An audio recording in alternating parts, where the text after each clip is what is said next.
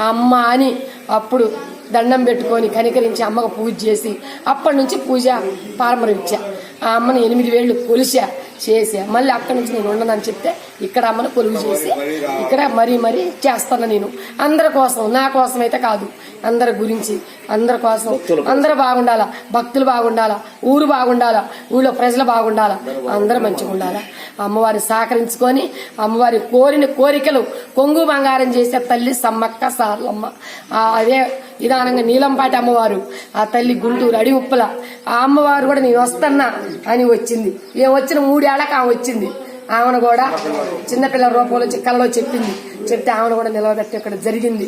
మళ్ళీ ఇప్పుడు రేణుకా ఎల్లమ్మ వచ్చింది, ఆమెను నిలవబెట్టి ఈ సంవత్సరం ఆమె ప్రతిష్ట కూడా గిరి ప్రతిష్ట నిర్మాణం చేయదాన్ని. ఇక్కడ రేణుకా ఎల్లమ్మ కూడా వచ్చింది.